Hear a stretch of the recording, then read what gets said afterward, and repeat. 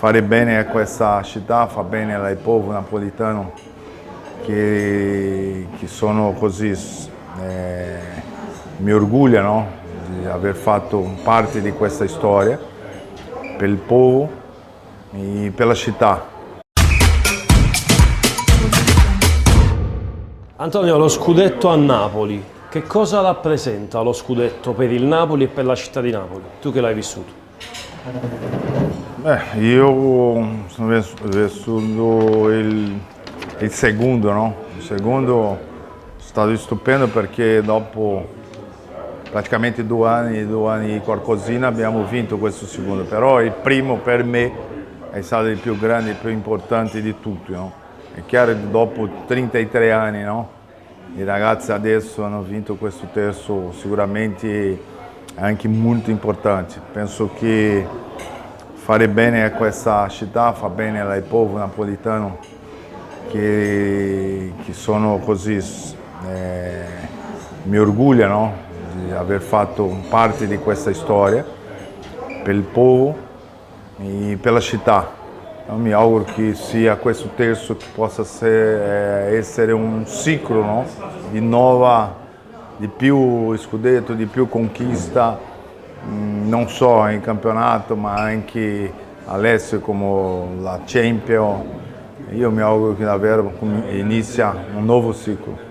Diego diceva che lo scudetto vinto a Napoli era il riscatto del sud contro il nord, possiamo dire che è la stessa cosa anche adesso? Non ha cambiato niente perché è sempre così, perché è sempre difficile di battere le squadre del nord, no? Che c'era più potere anche su soldi, su questi fatti, ma comunque abbiamo fatto, una epoca era molto più difficile, che non c'era tanta immagine, diciamo così, di arbitri magari che non era tanto preciso, diciamo così. Oggi c'è molta TV, molti giornalisti, penso che hanno difficoltato un po' di più. Però questo anno vedo un Napoli che è stato praticamente perfetto, hai giocato, hai vinto e hai meritato anche questa distanza, no, del primo e del secondo, perché hanno fatto un lavoro alla grande. E mi sento molto felice di stare qui in questo momento, di stare junto a loro in questa conquista del terzo scudetto. Gli arbitri, dicevi in precedenza, in Champions League hanno condizionato la gara contro il Milan. La UEFA c'entra qualcosa? Purtroppo, non lo so se è UEFA, però è difficile anche di dire. Comunque, tanto la prima partita come la seconda partita c'era il dubbio lì sul fatto dei rigori. A me mi dispiace tantissimo perché hanno creato questo VAR, no? Che si può andare lì a chiedere la immagine per guardare un po', perché abbiamo questo e dobbiamo approfittare, e purtroppo hai avuto una situazione lì che gli arbitri non hai chiesto per guardare il VAR, o il VAR non hai chiamato gli arbitri. Allora è difficile perché il VAR è venuto per sbagliare il minimo possibile, no? E purtroppo in questa situazione, secondo me, Napoli poteva arrivare in questa situazione, poteva arrivare in una semifinale e in sequenza di fare una finale, magari con Chelsea o Real Madrid, Manchester City o Real Madrid. E è successo purtroppo in questo un errore, magari da arbitragem do VAR, né? E purtroppo è andato via. Antonio, tu hai scritto la storia del Napoli, sei stato centravanti con la C maiuscola. Nel Napoli oggi c'è Victor Osimhen. Che pensiero hai su di lui? È comunque in lotta per la classifica capocannonieri, sta facendo una stagione davvero importante ed è cresciuto tantissimo. No, sì, mi ricordo di Osimhen quando è arrivato lì, ha avuto un po' magari all'inizio, no, di difficoltà, di infortunio. Però quando è stato pronto ha fatto sempre la differenza, no? Sicuramente va a lottare a essere il capocannoniere, che è importante anche per lui individualmente, però la squadra era una rosa chiusa, una rosa grandi con molta qualità e lui era quello che faceva i gol. Io penso che è un merito di tutti i giocatori, merito suo e anche di Luciano Spalletti, che secondo me ha fatto proprio per me, è stato allenatore dell'anno. No? Però con Giuntoli potrebbe anche andare via Luciano Spalletti, che cosa può succedere a questo Napoli?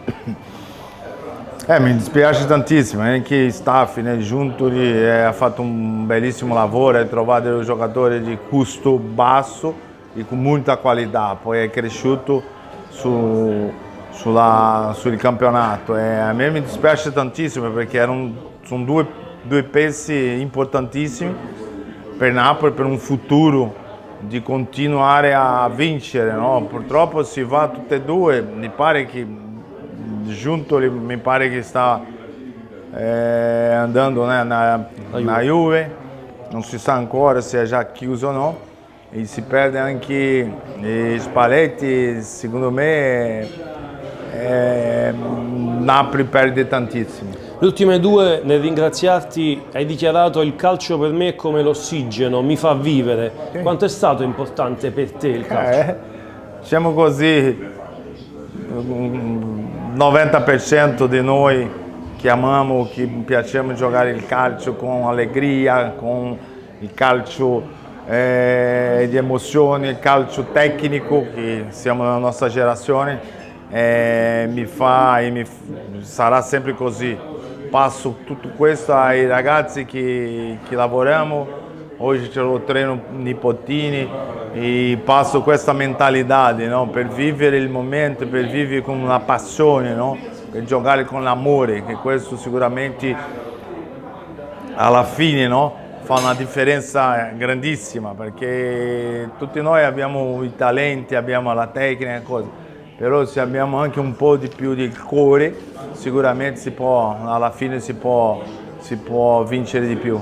Ti sei dato al calcio più di quanto il calcio ha dato a te. Hai dichiarato anche questo qualche tempo fa, ce l'hai un impianto? Un po' sì, però io ti dico che in Brasile c'è, diciamo così, anche un riconoscimento, però qua in Italia anche di più, no? Per la passione che hai i napoletani, gli italiani in un modo generale, no? Perché sono in Italia, vengo molto spesso a Napoli, però quando sono anche a nord, anche a Roma, un esempio, a Firenze, mi trovo sempre bene perché loro sono appassionati per il calcio.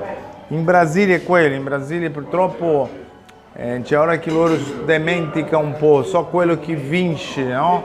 Allora, sono tante persone che non hanno vinto un mondiale, come io non l'ho vinto, con la nazionale, però abbiamo anche noi i nostri valori, no? Proprio Zico, come Falcão, come Júnior, Cerezo, sono grandi, grossi campioni che purtroppo non hanno avuto questa fortuna, l'opportunità di vincere un scudetto, però è un mondiale, no?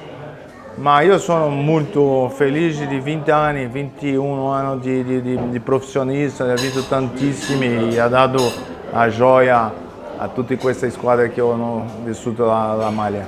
Grazie Antonio.